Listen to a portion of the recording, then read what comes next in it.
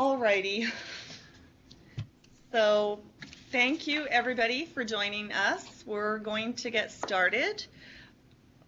Welcome to the UBC Learning Circle, from BP Chiefs to Healthy Families, getting started on leadership for physical activity in Aboriginal communities. I believe as time goes on, we'll have more participants. There's definitely going to be more participants coming on Adobe Connect. My name is Crystal Morris. I'm the Aboriginal Education Coordinator for the UBC Center of Excellence in Indigenous Health. That's a long one. Actually, that will be my title for just another day. This is actually my last UBC Learning Circle. So I want to thank you both for putting the presentation together and all the work that went into putting this presentation together. There was lots of emails, and I appreciate the hard work and the dedication from everybody that had input in today's presentation. So first of all, I'm going to recognize our traditional territories. The traditional territory for which this downtown office resides is the Musqueam Nation territory. Over to the Stolo Tribal Council territory and Sawali, where Grand Chief Doug Kelly, if you could just give everybody a wave there, Grand Chief. Thank you for joining us.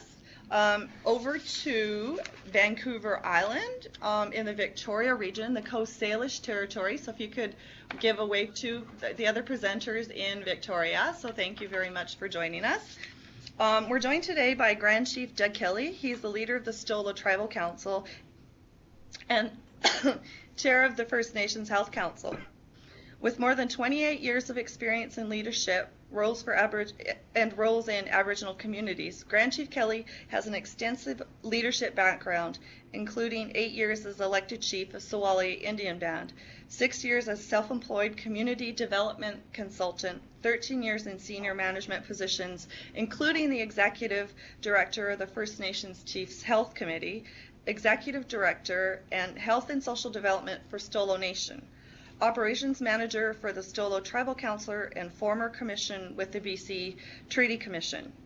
So I'm pleased to welcome you, Grand Chief Kelly, and I really do appreciate you joining us and making some time for us out of your busy schedule. I do appreciate that. And then from Victoria, we have Melissa Fox. She is originally from Caslow, BC, with Curve Lake First Nation, Ojibwe, and British ancestry. She is currently working at the Aboriginal Health Directorate at the Minister of Health in Victoria as an Aboriginal Youth Intern. She is passionate about sports and outdoor activities and is excited to be leading the Aboriginal run, walk, running groups within the ministry. She feels grateful to be living and working as a guest on the Coast Salish territory for the past 4 years. So, Melissa, if you could just give a wave so people know who you are. Thank you. And then also in the room, where my original connection came from, was Margaret at Healthy Families BC. So, and then Robynne Edgar from the Sports Activity Council. If you can both just give a wave, and if you would like to do a little bit of introductions of yourself, that would be wonderful. And here in the room with me, I have Terry and Mary. They are second-year medical students at UBC, currently enrolled in the Doctors, Patients, and Society course, which requires volunteering with an agency, in this case, the Healthy Families BC Initiative with the Ministry of Health. So thank you for all your hard work and coming down here today to be presenters at the UBC Learning Circle. So I'm going to turn the table over to them. Oh, sorry, I'm not sure if you want to add anything in Victoria or Grand Chief Kelly, if you would like to add anything to your intro. Nope. Okay, great. Does everybody know which one Robynne is? Robynne is. Robynne. Me. Good. Yes. All right, that's good. Oh, sorry. Okay, so thank you. So Mary and Terry, I'll turn the table over to you. Okay. Hi everyone. My name is Terry. Hi, my name is Mary. And we're here today because we've been invited as Healthy Families BC volunteers to talk about getting started with physical activity. As the presentation was being made, we noticed that it's also extremely important to talk about leadership in Aboriginal communities and getting people to become more active. So this is not really our area of expertise, but we hope today's discussion will be a starting point for becoming more active. Are we going to the PowerPoint? Yeah. Just give me 1 second. Okay, so we are here to talk about physical activity, why it's important, and ways to get started. After our presentation, we would like to discuss some strategies, resources, community experiences, and some successes and challenges. Grand Chief Kelly and Melissa, can you each tell us what physical activity you do right now? You going to me first? Yes, please. All right. Well, right now I have a Fitbit that I use to track my steps. I try to get to 10,000 steps a day, which is about 5 miles, and I try to do 10 flights of stairs a day as well. I also try to run 3 times a week. Now, running for me is not like running would be for you. I'm too heavy still to run the way I did when I was much younger. My wife laughs at me when I run, but I try to run 3 times a week. Depending on what my energy levels and everything else is feeling like, it'll be a low of 5 kilometers for a run or a high of 8 kilometers. So depending on my energy levels and the kind of rest and the kind of work schedule I've had, I try to run at least 3 times a week. That's what I'm doing right now. Okay.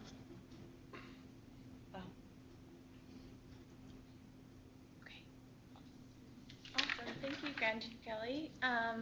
Well, I like to look at my physical activity right now through like a holistic community lens, doing things to nurture yourself physically, mentally, spiritually, emotionally, and working together in actions of wellness to better yourself and the people around you and however you defined your community. I enjoy going out with my friends, family, the people around me, my colleagues, to go out for hikes, walks, yoga, indoor dance parties sometimes. Love my runs and trying out new things like kickboxing, taking the opportunity to work together to better our overall wellness and take time for ourselves in our busy lives.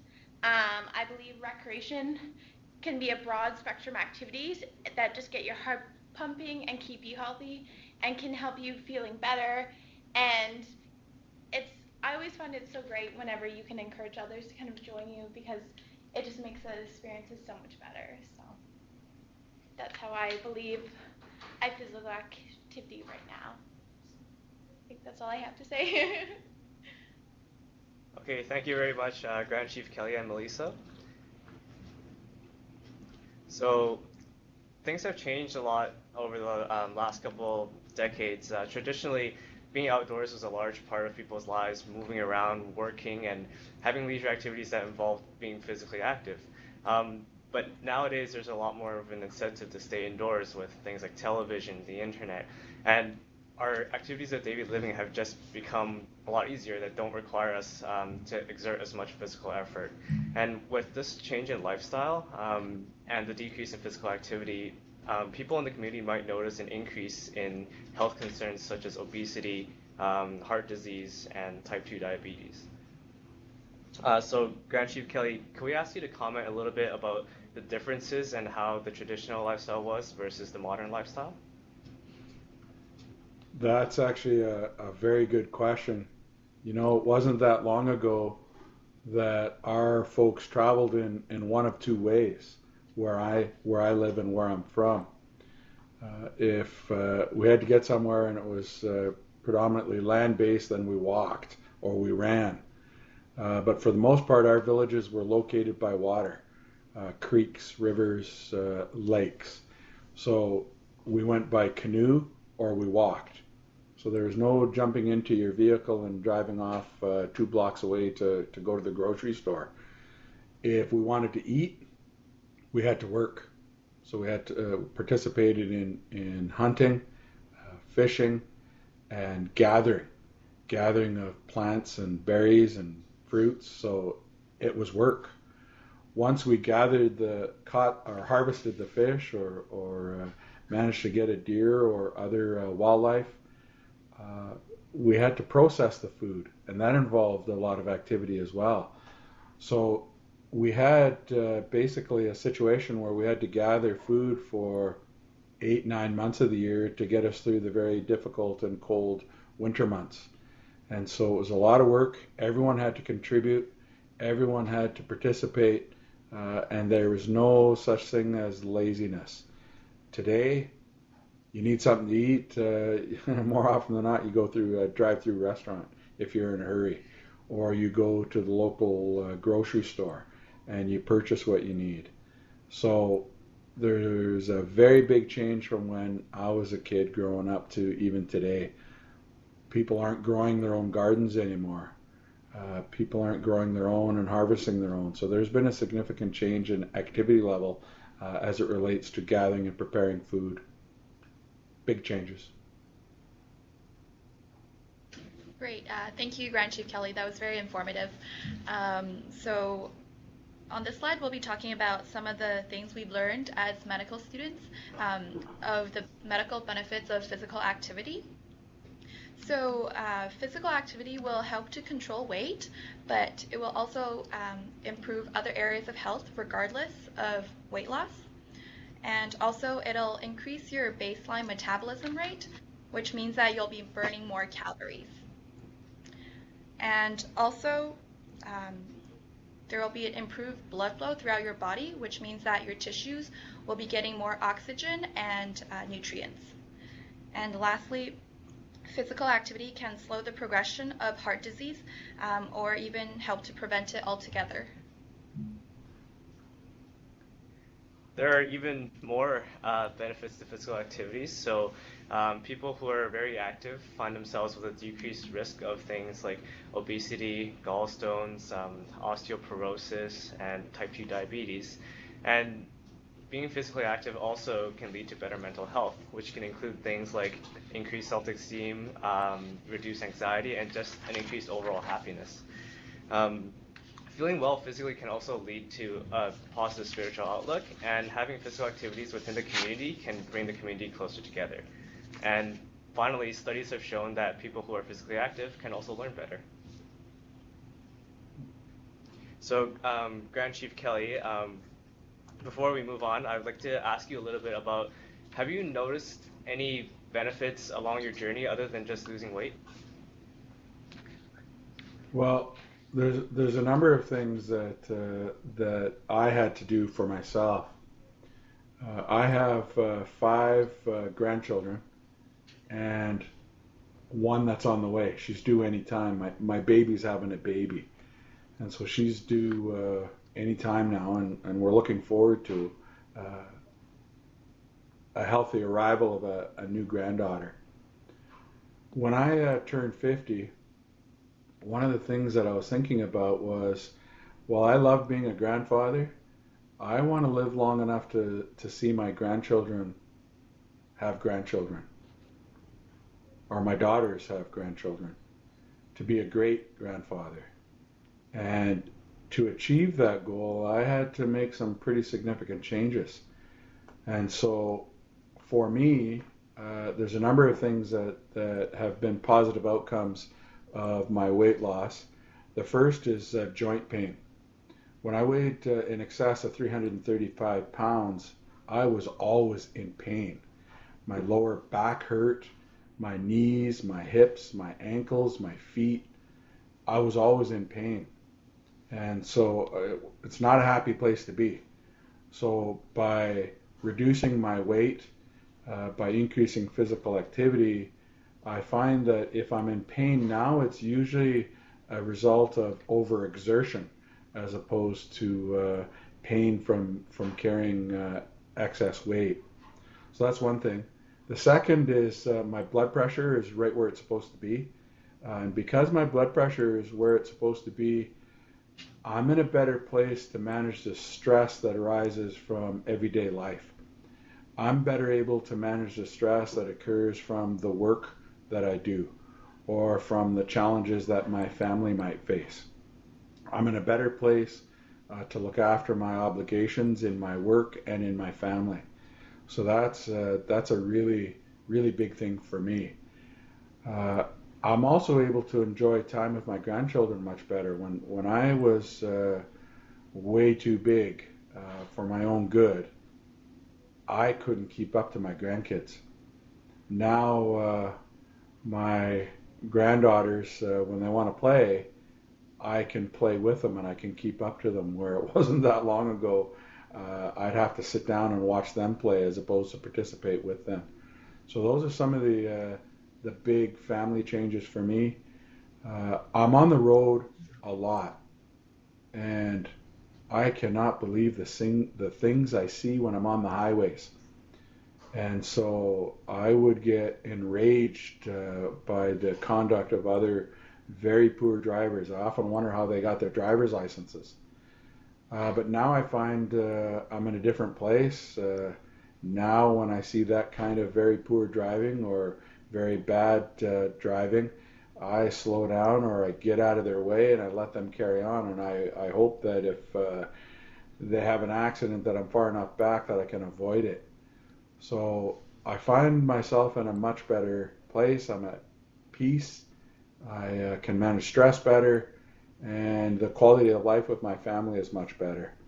So all of those things that you've identified, for sure, there's physical benefits. I'm no longer worried about diabetes, where a year and a half ago I was, as my cousin likes to put it, I was half a candy bar away from being a diabetic. So that's no longer an issue for me. Blood pressure is no longer an issue. And the place that I'm at in my life, I'm much happier for it. Great. Thank you, Grand Chief Kelly, for sharing your personal experience. So how do we help people who are thinking about getting started or increasing their activity level? So one person in a community can start with one small action and ask one or two others to join them. You can start slowly, gradually working towards goals that have meaning for you and those involved. You can get friends and families to join in, support you, and spread the word. And finally, help kids to set up a healthy life and get them interested in physical activity as a leisure hobby. Grand Chief Kelly, do you have anything to add on how you got started in physical activity? The first thing that I had to do was overcome my denial. Human beings, we're complicated, and we lie to ourselves. We don't do it on purpose. At least I don't think we do. But we tell ourselves little white lies, as it were. And if we tell those little white lies often enough, then it becomes our truth. And our truth is not related to the facts. So when I weighed 335 pounds, I didn't see myself as a man that weighed 335 pounds. In my mind's eye, I saw myself at 250 pounds, which I'd weighed for a number of years. And so that's the image I had fixed in my mind's eye. It wasn't an accurate picture. And so between my family doctor, my wife, my colleagues at work, my daughters, my grandchildren, I had to come to a place where I could overcome my own denial about where I was at. And so that took me several months. Now I knew it in my mind and I knew it in my heart, but I hadn't accepted it with my spirit that I needed to make some significant changes.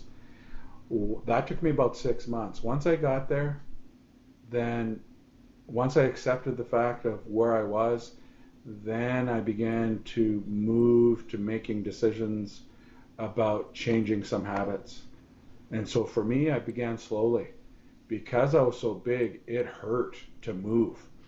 And so I started by walking every evening after dinner. And at first it was a simple thing of going down to the local Chilliwack River Rotary Trail. I'd walk to the 1 kilometer sign, turn around, walk back, so 2 kilometers. And I did that every day until I felt strong enough to bump it up to 3 kilometers. I'd walk 1.5, come back. And I kept doing that until I got to being strong enough to actually get to about 10 kilometers walking. Then I began to jog. And I would run from one telephone pole to the next, walk, run, walk, run, until I could actually run steadily. So between eating healthy and beginning to increase my physical activity, the weight began to come off. And so I've since plateaued. I've been at the same weight in the neighborhood of anywhere from a low of 255 to a high of about 261. I've been the same weight now for several months, and I know that I'm going to have to increase my cardio and change up my exercise routine and reduce portion sizes. That's the next challenge for me, is to eat less. I'm eating healthy, but I'm still eating too much.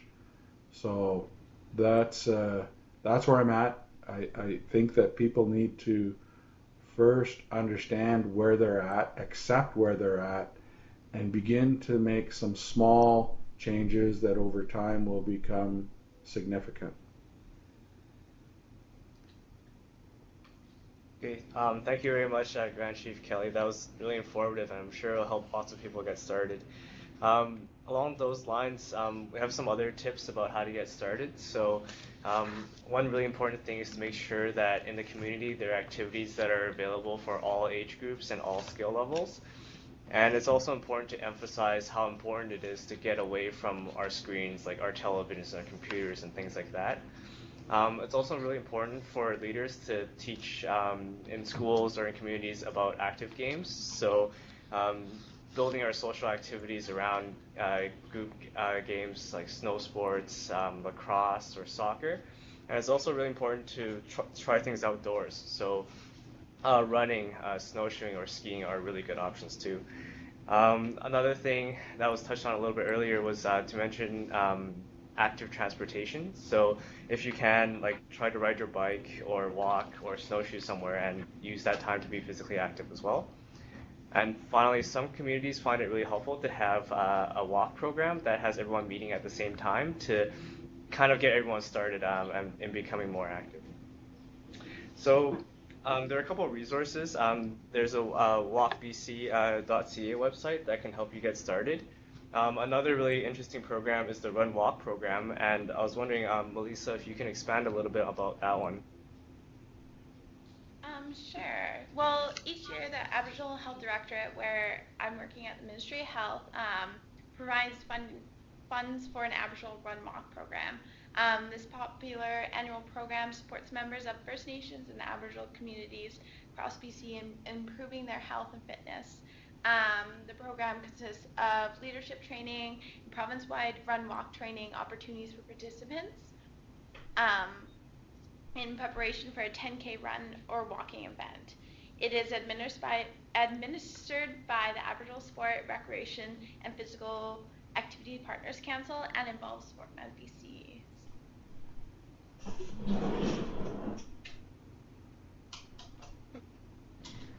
Okay, thank you, Melissa, for sharing with us about the Run Walk program.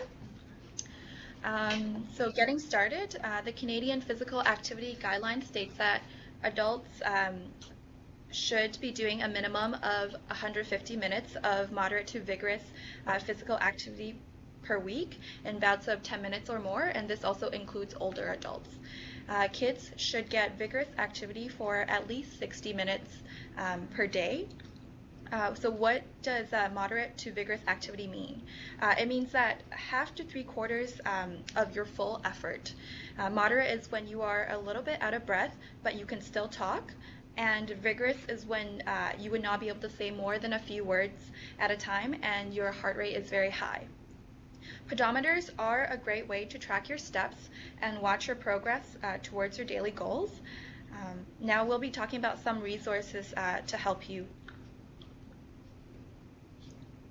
Okay, so regarding the Aboriginal Sport, Recreation, and Physical Activity Partners in Council, Robyn, we were wondering if you can tell us a little bit about this. Sure. First of all, I'm the manager for Aboriginal Healthy Living Activities, and part of our banner is the Aboriginal Run Walk program. So we work very closely with the Aboriginal Health Directorate and Sportmen BC to administer those programs. So the whole reason why I'm going to refer to us as the Partners Council, why we were created in the first place is just to support and encourage physical activity in Aboriginal communities. There's three major sort of banners under our organization. One of them is Team BC and the North American Indigenous Games, so sort of I guess more of an elite side to it. But just what I want to talk most about today are the other programs that are relevant to getting people physically active in their communities, and that would be the Aboriginal Healthy Living Activities and the Regional Engagement and Sport Development camps that we run. So under the Partners Council, we have a physical activity strategy, and it encompasses 5 pillars. So the first pillar is actually active communities. So with the regional planning engagement meetings, we host 6 of those every year. And the reason we do that is to seek input to the communities on what their physical activity needs are in sports, and we elect regional leads, and we have regional coordinators in every region of the province. So we're actually out there kind of on the ground talking to the people about what they need instead of telling everybody what their needs are. So if anybody wants to get involved in that, we're hosting that starting April this year. We're running into May, so we'll be doing one every week.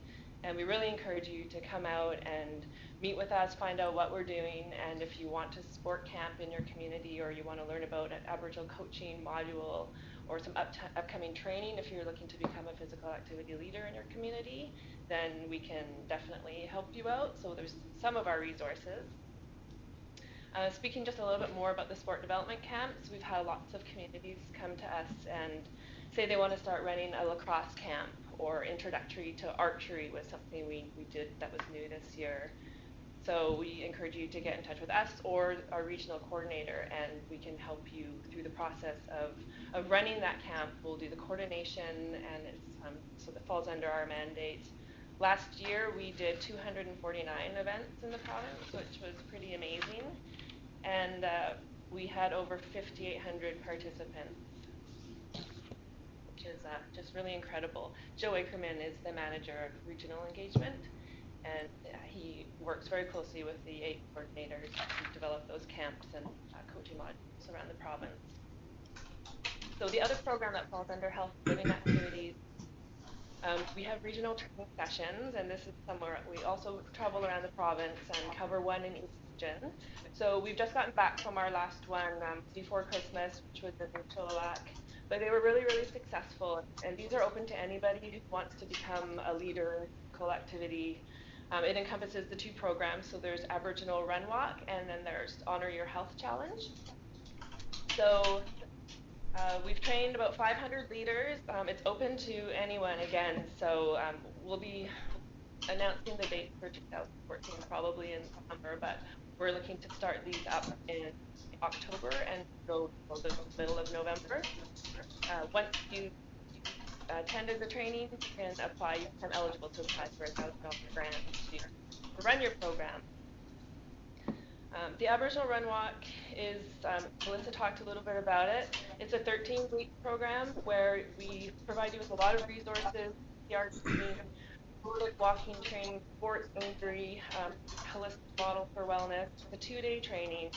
And from there, the leaders recruit people in their community to host a 5 to a 10K event anytime between January and June, which is a lot of people have their activities run on National Aboriginal Day.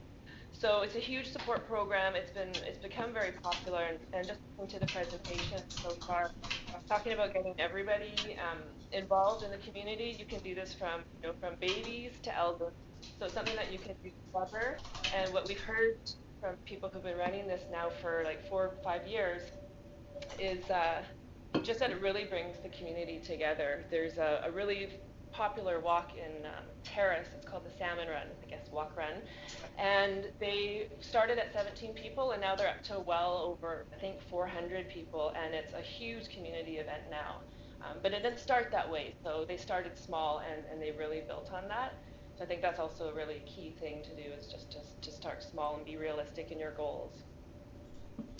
Sorry if I'm rambling, but I think it's really relevant information for anyone out there, and I can't stress, it's free training, so if you want to take it, then come and see us. But the Honor Your Health Challenge is a bit different. It's instead of a 13-week program, it's a 6-week program, and this encompasses physical activity, nutrition, smoking cessation, or healthy pregnancies.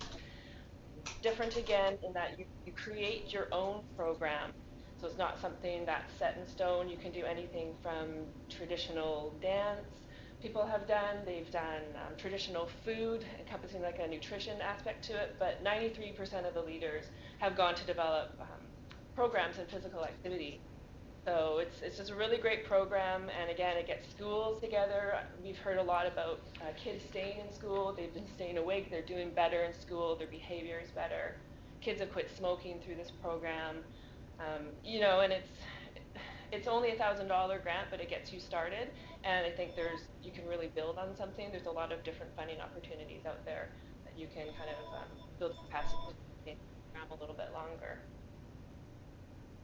So yeah, so after you apply for a $1,000 grant to help do the program, we also offer equipment grant program, which is another thing that Joe Ackerman runs. And these are programs for grants for small communities, any communities, it doesn't have to be small. And it ranges from anywhere from $500 to $2,500 for sports equipment, in schools, communities, balls, snowshoes, you name it, just anything that really promotes physical activity. And last year, 116 of those were given out. So we have a lot of resources to share. We're getting our website up and running in about a week. We're on Facebook, but we're out in the community. We want to hear from people. So that's why we're here. So, and just thank you for the opportunity to have me share what we do. And if anybody wants to get in touch with me, I'd be happy to talk to them. That's great. Will you have your contact numbers? How people can get a hold of you? Can we share that? Oh yeah. Yeah. Okay. And I just want to say that when people are talking, there's a lot of movement happening in one or some of the rooms, that it kind of affects you talking, even though you might not think it's a lot, but we can really hear it on our end, which means the Adobe Connect would be able to hear a lot of movement. So I'm not sure which room it is. So sorry, I just wanted to mention that. Thank you. Okay, so this slide is a reference list of grants that can help get physical activity projects started. Some of the ones listed are the Health Authority grants, the Canadian Tire Jumpstart, Kids Sport BC, and N7 Fund. Okay, and here are some other resources that are also available.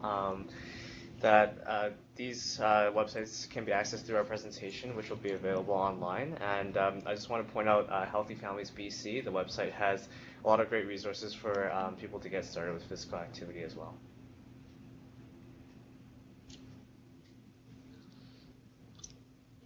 Here are a few more. So there are the Canadian Physical Activity Guidelines and the Physical Activity Line, which we'll hear a little bit more about later, and Participate Action, and move on to the Physical Activity Line. So this is just another resource that can help support and answer people's questions and regarding programming as well. Okay, so now we'll have an interactive discussion, which will try to talk a little bit about what's going on in the community, and with some help from Melissa, Robyn, and Grand Chief Kelly, we can also direct some questions to Toby Green around the physical activity line and participation and physical activity questions. Mary and I were medical students, so we can't really offer any medical advice, but we might be able to help out with any physiology questions about activity if you have any.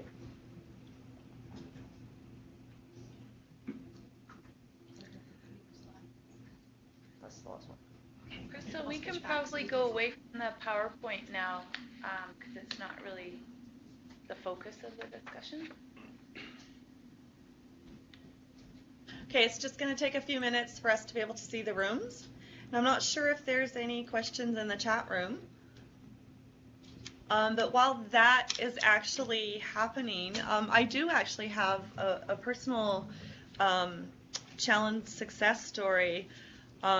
When I was a health director in my home community of Splatching, I sat on the Enderby Community Health Center committee, and there was a number of challenges that we found that we were experiencing. One was our membership wasn't accessing the services, you know, the doctors, the social workers, the addictions, all of this array of services. So I guess what I brought to the table was a new idea and a new way of thinking of, one, how do we get active? How do we get the elders active and participating? One was offering a meal, a healthy meal and alternatives, and then sending food home with the elders and those families that needed that extra nutrition, and also at the same time hosting a mini powwow, like just to get them moving, because we thought, well, we're going to make this really interactive, and how do we make this interactive? You know, by playing games with the drum, like musical chairs for the kids, for the elders, you know, doing a friendship dance and things of that nature. But at the same time, inviting the doctors and the social workers and inviting them out to the band hall, because a lot of them had not been out to the reserve, and doing the cultural interaction. So we saw groups of people and friendships forming with the local community health center. We saw the elders starting to become more active. The ones who were heavily relying on their walkers began moving a lot more, right? So we saw a lot more movement coming from that. In addition to that, we would host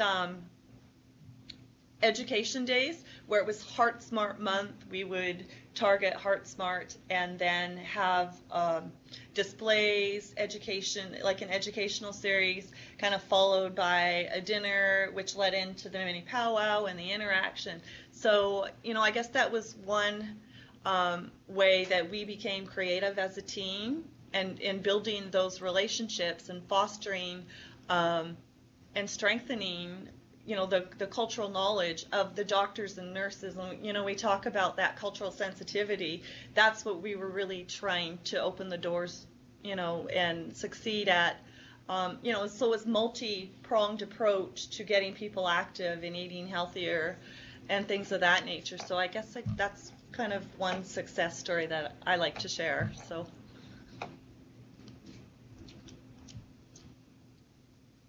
Three Corners or Hoistin. Chief Kelly, do you have any successes that you would like to share? I think the Beefy Chiefs Challenge helped begin a dialogue. And it's funny, some of the chiefs began to talk about their own situation, about how when they were first elected they were a certain size of human being, and then after many years of being on council, how that changed over time, and how they recognized that as community leaders they needed to role model and they needed to do some changes. And so that's something that I think is positive. I know that what I try to do with my own exercise is to do my running at home. So I'm running through my own village. And every time I do that, there are family members or there are community members that are either driving or walking or cycling that observe that behavior.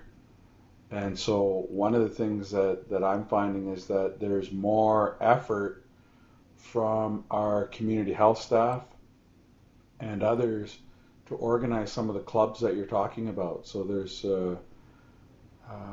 what's the name of that? Boot camp has become really big. Two of the communities that I'm very active with are my own, Sawali, but also Chehalis or Sta'alis. And both communities have young women, for the most part, that are organizing boot camps. And so it's a regular program where they're encouraging others to become more physically active, and they're supporting one another on Facebook.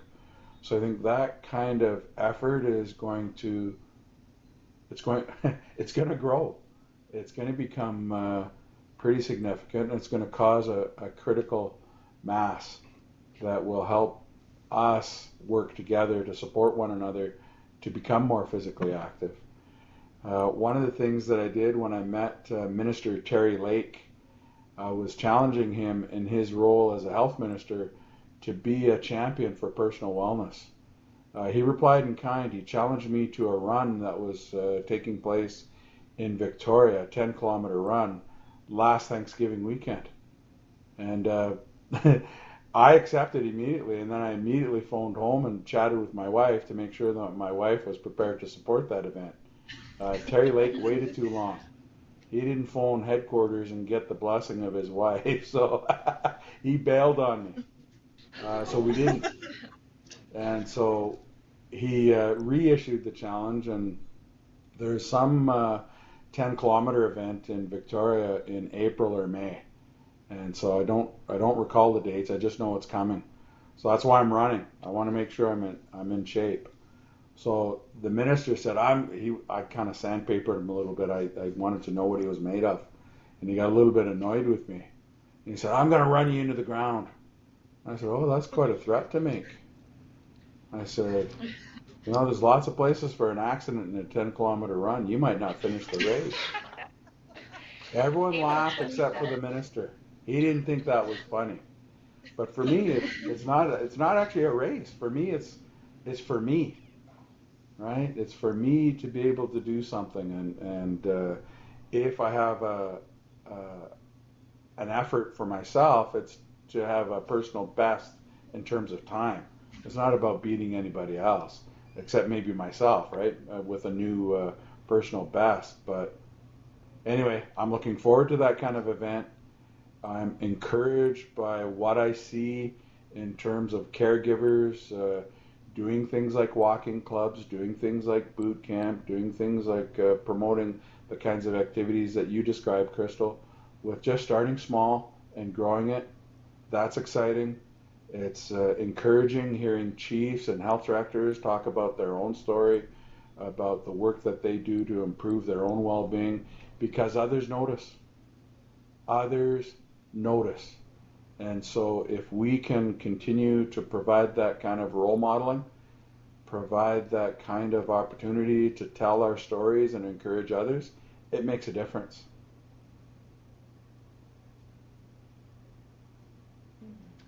Yes.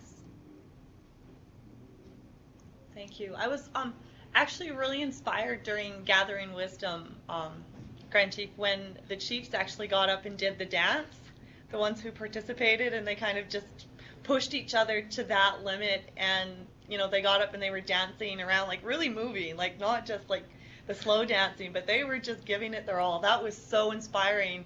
And that's what was said at Gathering Wisdom, is that your shared story about how you become active and what it looked like for you, that it was like you were doing it personally, and I really appreciated that, because it is so heartwarming when we hear the stories being shared about our personal successes. We're doing it for ourselves, and it's so inspiring to hear that you do want to live to see your grandchildren have grandchildren, right? So thank you for sharing that.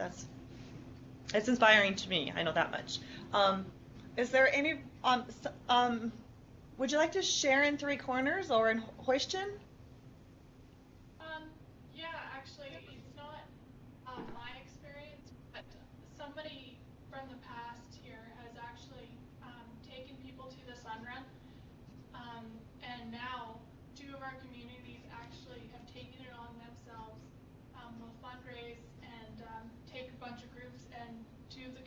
actually have more than 30 people each going to the Sun Run this year. So, Awesome. I mean, it started people now. Now there's a lot of people going. Wow. That's amazing. And it starts with one little thought and one little idea and one person. That's great. Thank you for sharing.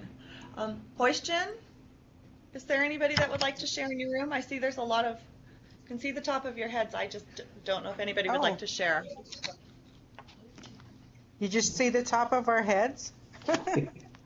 Yeah, there we Oh, go. is that better? Yes, Hi. thank you. Hi. Hi, Faye. It's Faye here from Hoiston. I just wanted to share that 2 years ago we started a walking group, and just last year we now have spilled over into the other communities in the Lillooet area. So now we do a walk from a few of our elders here actually do walk the bridges, which is 2.5 kilometers, and it's 8 kilometers. Is it 8 kilometers to do the bridges? No. Yes. But at any rate, I am very impressed with our elders here and with the elders of the other communities. And we're called Amahwilkam, which is better yourself. So we're now starting into our second year of our walking group. So thank you. Thank you for sharing that. That's amazing. Are these some of the elders that walk the bridges sitting in the room? Just the two of us. That's great. That's Wave great. at them, Teresa. Thank you.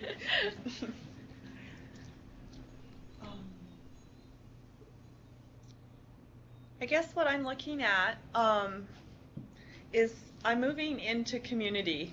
So I guess what I wanted to also say, cousin, Grand Chief, that this has been so inspiring. So I'm actually moving up into the Ashcroft Bonaparte area. I've taken on a role with the Bonaparte Indian Band, and this is my actual last circle.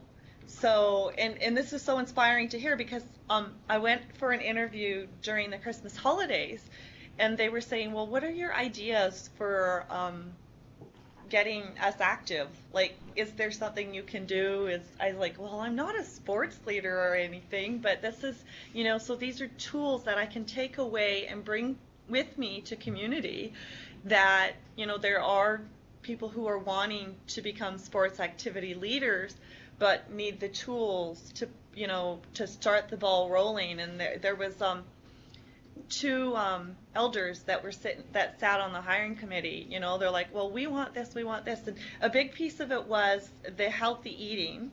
The second piece was the staff wanting to become those role models. That's what they were saying is if we want people to become active, we need to do that ourselves. So they were looking at a wellness lunch hour, something to that effect. And they were like, so it's really open, and it's really neat to be able to go into a community that said, yes, be open to the physical activity. So I was really listening to all these resources and be able to apply that when I actually step into the role. So I step into my new role as of Monday, and I'm going to miss all your beautiful faces here on the UBC Learning Circle, and I'm sure I'll see you in communities and, at Gathering Wisdom.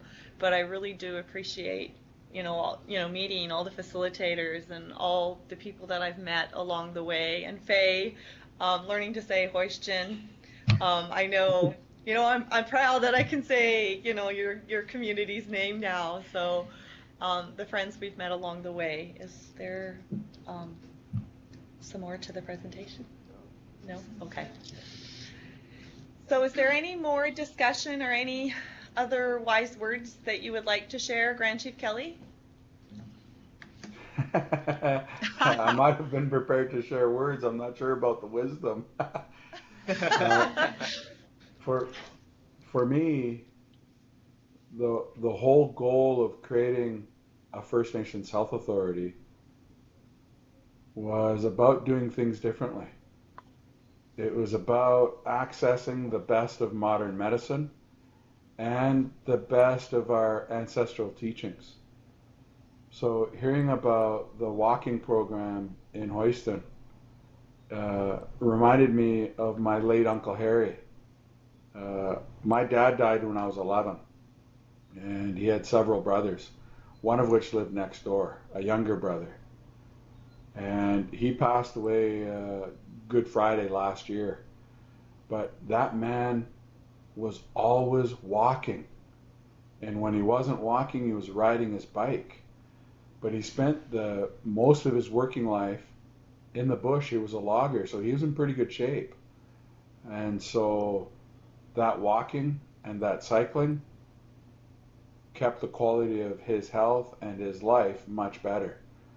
And so those of you that are taking up the walking and keeping yourself healthy and strong, you're going to be better for your family by doing those kinds of things.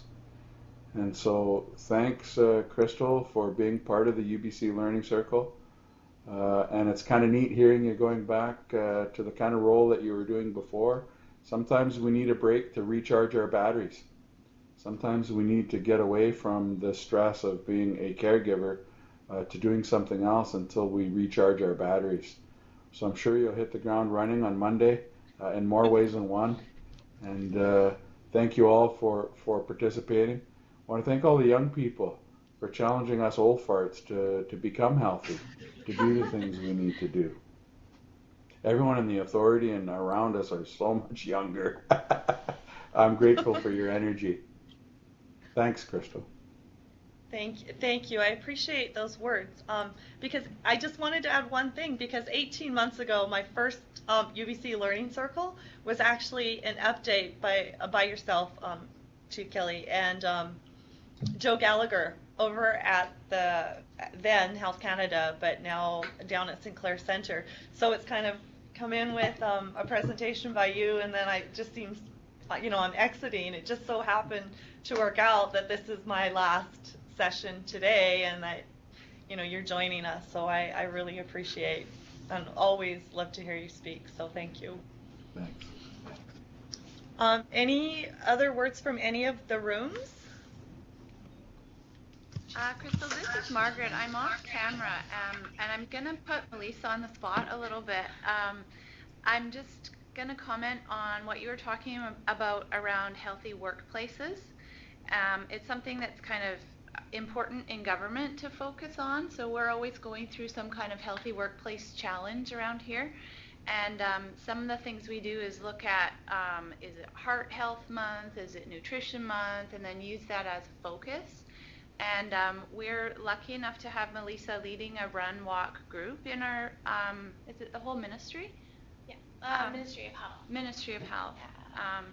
And so I might just ask you to say a couple of words about how that gets organized and what that's like, how does it feel, that kind of thing. Yeah, absolutely. I think it's been really quite amazing for me because I came in this year as an Aboriginal Youth Intern and was able to meet Robynne in Chilliwack in November for the Run Walk training. And I kind of never quite knew how you could kind of take a leadership role to get other people involved. Like, I know easily enough for me to go out and be active, but how do you kind of get others to want to do that too?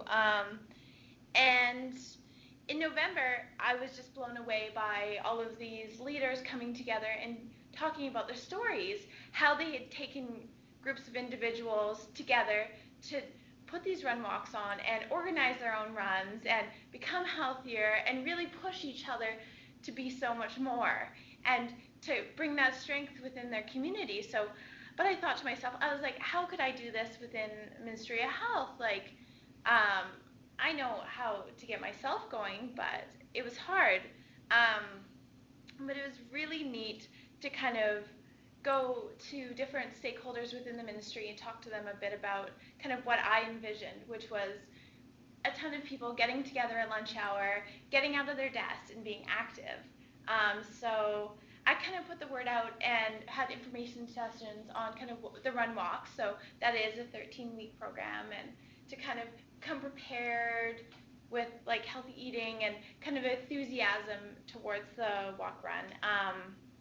And I was expecting to maybe get 10 people, but had I think 90 people sign up. So that was really neat.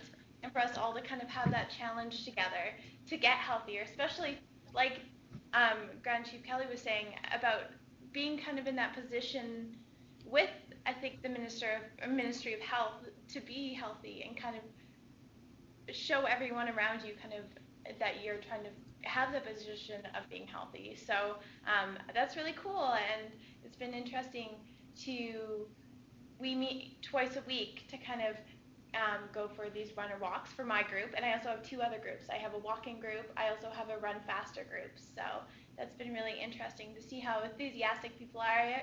Even my last run walk, I had a group of older ladies be like, why can't we just do this on the weekends too? So we're organizing a run at Elk Lake on Sunday mornings. We'll see how getting up early should be, but it'll be really good because I definitely think it's so nice to work together as a group and have that enthusiasm to kind of be well and kind of show that to everyone around you. So I think that answers your question. Yeah, it does. Okay. I'm going to say just one more thing about the staff stuff. Our group has a big focus on healthy living because we're in population and public health. And we do a lot of lunchtime eating gatherings, and most of the time we bring each a contribution, like potluck. And we've also done a salad bar where everyone brings an ingredient, and then everyone gathers around the table and each takes a piece of the food that's brought. And that works really well. And every time we do it, everyone says, we should do this more often. Why are we doing this all the time? And one of my colleagues is making sure that next month in March we have something at least every week for Nutrition Month for staff to come to, so that we continue to share our ideas about healthy eating. We've also done a soup potluck where you have to bring in a crock pot full of soup and then your colleagues come. You can use that as a fundraising opportunity as well if there's something you're trying to raise money for. When I was in school in college, I hate to say it, it was a hot dog sale. Toby will remember that. I love hot dogs. But there's healthier eating options to combine sort of gathering people, raising some funds, and learning more about healthy eating. So. And with that being said, that actually reminds me a lot about when I was younger. When I was about 13, I was quite a bit bigger and loved my video games, didn't like leaving my house very much.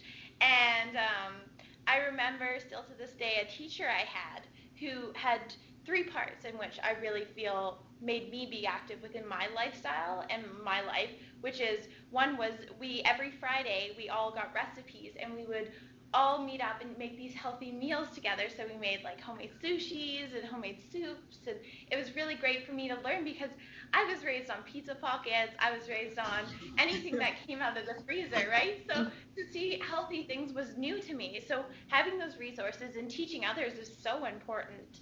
And also like having those like activities together, because with that being said, that same teacher had trips to go hiking and taught us about wilderness, and we also had her get us involved in Terry Fox Run, which is things that sometimes you don't see yourself being able to do, but when you're put as a challenge and you're having leaders show you, oh, you can do this, it's not really that hard, you know, if I do it, you can do it, you know, and especially like role model positions. So I really like challenge, especially more people within community and teachers, to do that because it changed my life. I'm not sure where I would be these days, probably still playing video games, eating my chips. So. That's great. I like how you're keeping with the themes of the month. So in this idea about having a physical activity sort of presentation, when we began talking about this presentation, here at the table, or kind of throwing ideas down, you know, where the best group thinking comes together, was we were hoping that, this would have rolled out in January, how people are, with the New Year's resolution and things of that nature. And I know it happened when it was supposed to, right? Like things fall into place. And alongside of this physical activity, there was a health and nutrition series that we run here at the UBC Learning Circle in conjunction with the First Nations Health Authority.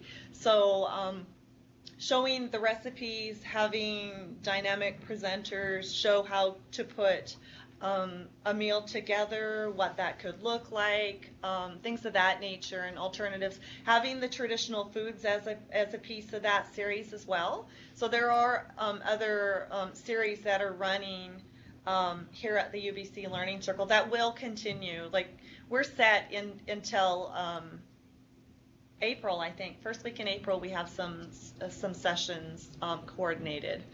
So all is not lost. They're going to be set here. So is there any more comments from the rooms or from our presenters? Is there any things that you would like to add to what you heard, maybe? Not really. Okay. Okay. Any more comments in the rooms? Yeah, I would like to ask Robynne more about the Aboriginal coaching stuff that she had talked about. Just that I was kind of... Yeah, there's an Aboriginal coaching module that we developed at the Partners Council, and as far as I know, it's not my program, but it's being run through VIA Sport and the Partners Council, and we've trained 2 master facilitators. So if you're interested in that, you can maybe connect with me directly.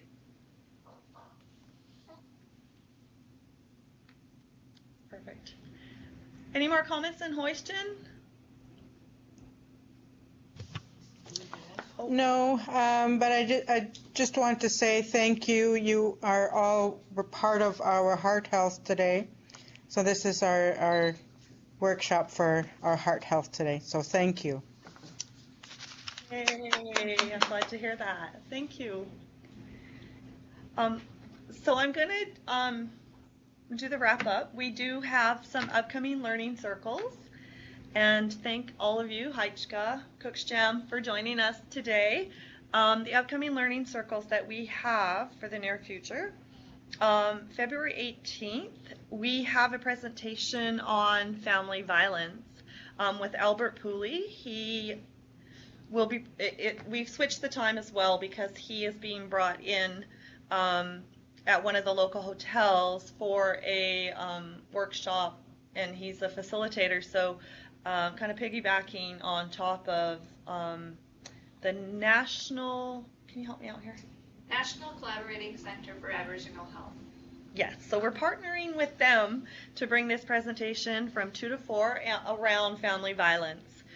February 20th, we have an evening session, Aboriginal Women in Law, and that is a partnership with the Simon Fraser University First Nations Student Association.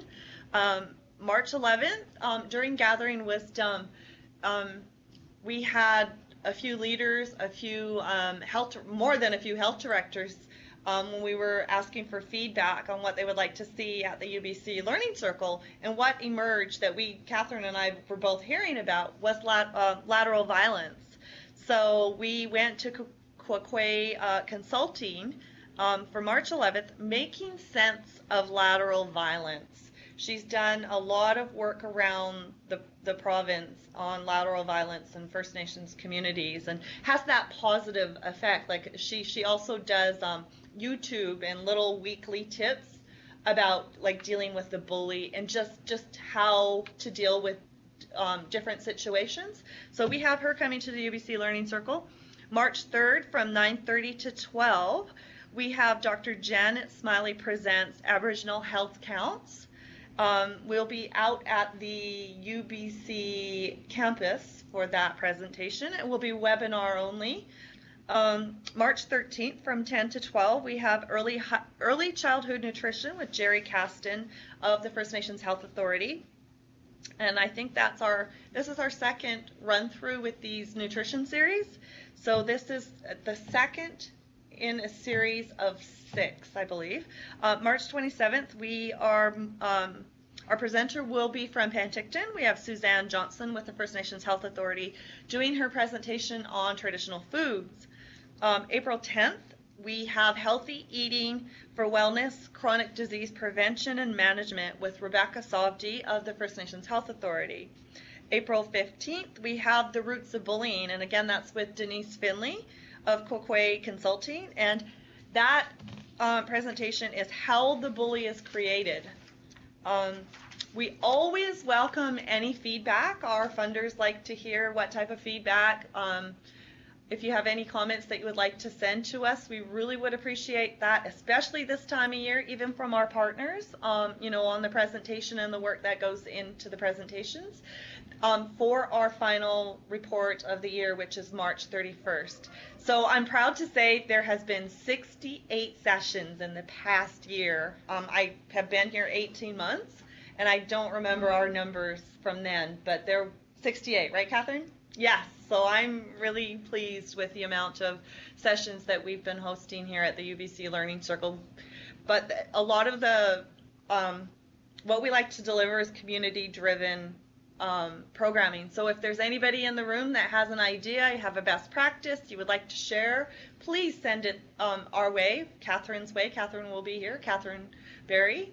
So if you would like to send us feedback, ideas, anything of that nature, follow us on Twitter, follow us on Facebook, and send us an email. That would be great. So I really appreciate you joining us today. So from the beautiful downtown Vancouver, I just want to say haichka to all the presenters.